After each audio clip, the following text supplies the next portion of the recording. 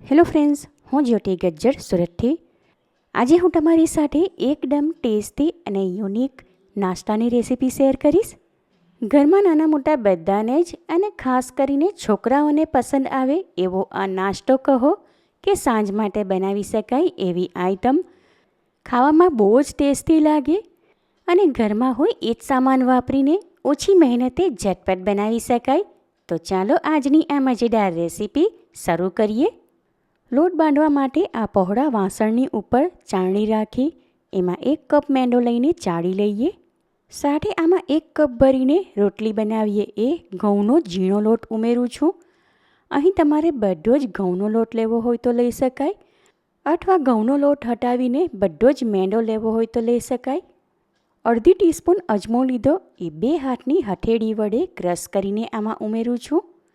અજમાનો flavour આમાં સારો લાગે અને ખાધેલું પચાવવાનું પણ કામ કરે. સ્વાદ પ્રમાણે આમાં 1 ટીસ્પૂન મીઠું ઉમેરી બધું સારી રીતે મિક્સ કરી લઈએ.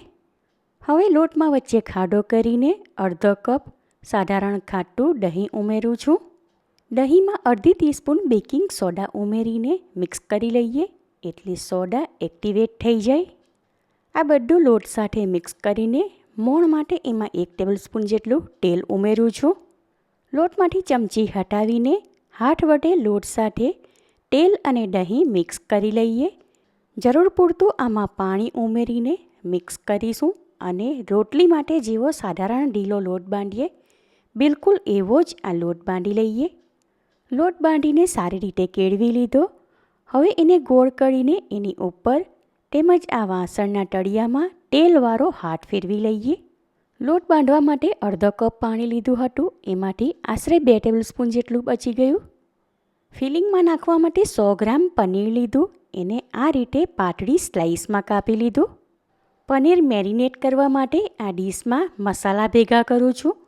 એમાં 1 ટીસ્પૂન ભરીને ઝીણું ક્રશ કરેલું સૂકું લસણ લીધું. સાથે એમાં 2 ચપટી જેટલી હળદર, અડધી ટીસ્પૂન કાશ્મીરી લાલ મરચું, 1/2 ટીસ્પૂન ગરમ મસાલો, અડધી ટીસ્પૂન ધાણા જીરું પાવડર, સ્વાદ પ્રમાણે 1/2 ટીસ્પૂન જેટલું મીઠું અને 1/2 ટીસ્પૂન જેટલું તીખું લાલ મરચું ઉમેરું છું. હવે આ દરેક મસાલા એકબીજા સાથે સારી રીતે મિક્સ કરી લઈએ. મસાલા મિક્સ કરી લીધા એમાં અડધી ટીસ્પૂન જેટલું તેલ ઉમેરું છું.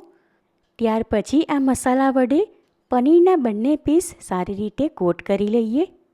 મસાલામાં મેરિનેટ કરેલું પનીર હમણાં થોડીવાર માટે સાઈડમાં રાખું છું.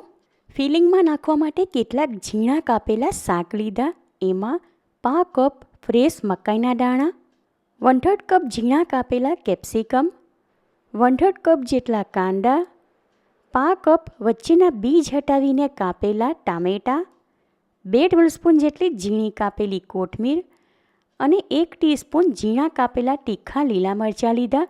આમાં લીલા મરચાં તમે તમારા ટેસ્ટ પ્રમાણે પ્લસ માઇનસ કરી શકો અને પસંદ ન હોય તો હટાવી દેવા. 100 ગ્રામ અમૂલનું મોઝરેલા ચીઝ લીધું. તમારે આના બદલે પ્રોસેસ ચીઝ લેવું હોય તો લઈ શકાય. હવે આગળના સ્ટેપમાં પનીરને મસાલામાં મેરિનેટ કરીને રાખ્યું હતું એને શેકી લઈએ. એના માટે એક ફ્રાયપેન લઈને સ્ટવ ઉપર ગરમ કરવા મૂકી દીધી. ત્યાં ગેસ ફ્લેમ લો ટુ મીડિયમની વચ્ચે રાખીને ફ્રાયપેનમાં 2 ટીસ્પૂન જેટલું બટર લઉં છું. બટર પીગળે ત્યાર પછી એને ફ્રાયપેનમાં સરખી રીતે ફેલાવી દઈએ. હવે મસાલા વડે કોટ કરેલા પનીરના બંને પીસ આ ફ્રાયપેનમાં લઉં છું.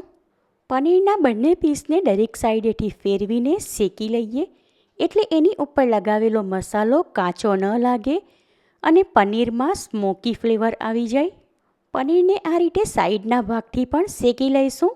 થોડીવાર પછી પનીર શેકાઈ ગયું માટે ગેસ ફ્લેમ ઓફ કરીને શેકેલું પનીર ફ્રાયપેનમાંથી લઈને હમણાં એક ડીશમાં રાખું છું. હમણાં આ પનીર ગરમ છે માટે આમને આમ સાઈડમાં રાખું છું અને આગળ ફરી એ જ ફ્રાયપેન સ્ટવ ઉપર ચઢાવીને ગેસ ફ્લેમ ઓન કરી દીધી. ફ્રાયપેનમાં 1 ટીસ્પૂન જેટલું બટર લઈને સરખી રીતે ફેલાવી દઈએ. ત્યાર પછી એમાં આ દરેક શાક લઉં છું. ગેસ ફ્લેમ લો ટુ મીડિયમની વચ્ચે રાખી ફ્રાયપેનમાં કન્ટિન્યુ હલાવતા રહીને આ દરેક શાકને શેકી લઈએ. સાથે આમાં અડધો કપ જેટલું ઝીણું કાપેલું કોબી ઉમેરું છું. સ્વાદ પ્રમાણે આમાં અડધી ટીસ્પૂન જેટલું મીઠું, અડધી ટીસ્પૂન રેડ ચીલી ફ્લેક્સ અને અડધી ટીસ્પૂન પિઝા સિઝનિંગ ઉમેરું છું. આમાં બધું સારી રીતે મિક્સ કરીને થોડીવાર માટે આ શાક શેકી લઈએ, એટલે એમાં જે પાણીનો ભાગ હોય એ બળી જાય. થોડીવાર માટે આ દરેક શાક શેકી લીધા એટલે એનો કલર બદલાઈ ગયો અને એમાં જે મકાઈના દાણા કાચા નાખ્યા હતા એ પણ બફાઈ ગયા. હવે ગેસ ફ્લેમ ઓફ કરીને આમાં ઝીણું કાપેલું ટામેટું ઉમેરી દઉં છું. આમાં ટામેટું સારી રીતે મિક્સ કરી લીધું. છેલ્લે આમાં થોડી ઝીણી કાપેલી કોથમીર ઉમેરું છું. પનીર શેકીને રાખ્યું હતું એ ઠંડુ થઈ ગયું. એને હાથ વડે મેશ કરી લઈએ. નાની નાની કણી દેખાય એ પ્રમાણે પનીર મેશ કરી લીધું. હવે આ પનીર શાક શેકીને રાખ્યા હતા એમાં ઉમેરીને મિક્સ કરી લઈએ. ફિલિંગ એટલું મસ્ત કલરફુલ દેખાય છે, જોઈને તરત જ ખાવાનું મન થઈ જાય. આ ટાઈમ પર એકવાર ટેસ્ટ કરી લઉં છું. ફિલિંગમાં મરચું મીઠું બધું જ પ્રમાણ બરાબર છે અને એકદમ ટેસ્ટી ચટપટું છે, માટે કંઈ પણ ઉમેરવાની જરૂર નથી. હવે આમાં 1 ટેબલસ્પૂન જેટલો ટોમેટો કેચઅપ અને 1 ટેબલસ્પૂન જેટલો પિઝા પાસ્તાનો રેડ સોસ ઉમેરું છું. સાથે આમાં મોઝરેલા ચીઝ ઉમેરીને બધું સારી રીતે મિક્સ કરી લઈએ. ફિલિંગ ઠંડુ થાય પછી જ એમાં મોઝરેલા ચીઝ ઉમેરવું. ગરમ હશે તો ચીઝ તરત જ મેલ્ટ થવા લાગશે. હવે આ ફિલિંગ ફ્રાય પેનમાંથી એક ડીશમાં કાઢી લઉં છું. હમણાં આ ફિલિંગ સાઈડમાં રાખીને શરૂઆતમાં લોટ બાંધીને રાખ્યો હતો એ વાસણ ઉપરથી ઢાંકણ હટાવી દઈએ. લોટને એકવાર કેળવી લઉં છું. ત્યાર પછી લોટના 2 ભાગ કરીને એક ભાગ હાથમાં લઈ એમાંથી લુવા કરીએ. રોટલી કે ચપાટી માટે લુવા કરીએ એના કરતાં થોડા મોટી સાઇઝના આ લુવા રાખવા. બધા લોટમાંથી એક સરખા લુવા કરી લીધા. હમણાં એને ઢાંકીને રાખું છું એટલે સુકાઈ ન જાય. પાટલી ઉપર લોટનો એક લુવો લઈને એની ઉપર થોડો કોરો લોટ વિખેરું છું. ત્યાર પછી એની ઉપર વેલણ ફેરવીને ભાખરી કરતાં થોડી પાતળી અને ફુલકા રોટલી કરતાં થોડી જાડાઈમાં રોટલી વણી લઈએ. આટલી જાડાઈમાં આ રોટલી વણી લીધી. એને એક ડબ્બાના ઢાંકણ વડે કાપી લઈએ એટલે આ રોટલી એક સરખી સાઇઝની બને અને એને લઈને બનાવેલો નાસ્તો કેલ્ઝોન એક સરખી સાઇઝના બને.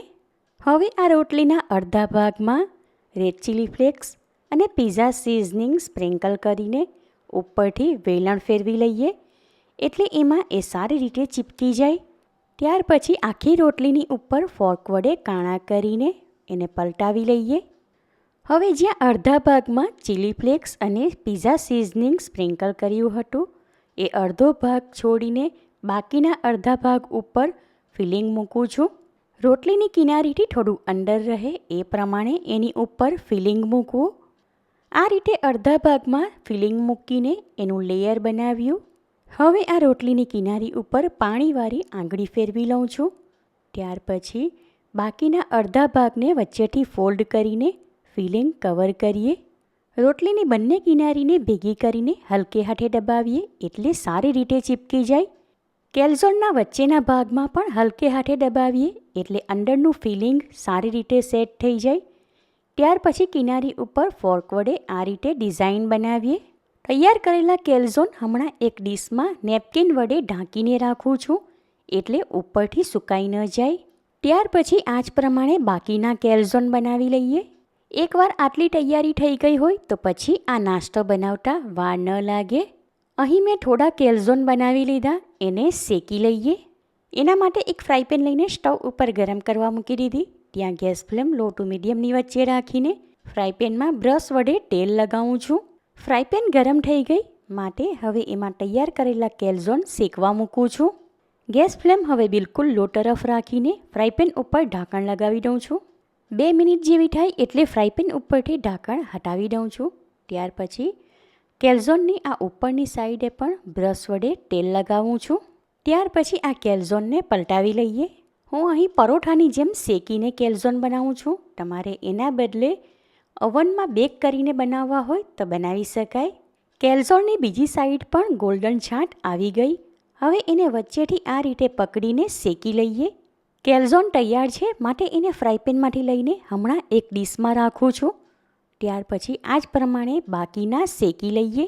ગરમા ગરમ કેલ્ઝોન ગાર્લિક બ્રેડની જેમ કાપી લઈએ. અરે વાહ, એકદમ મસ્ત. તમે જોઈ શકો છો અંદરથી ચીઝ સારી રીતે મેલ્ટ થઈ ગયું. પિઝાને ટક્કર મારે એવા આ સુપર ટેસ્ટી ગરમા ગરમ કેલ્ઝોન તૈયાર છે. જોટાની સાથે તરત જ ખાવાનું મન થઈ જાય એવો આ નાસ્તો ટેસ્ટમાં બેસ્ટ છે.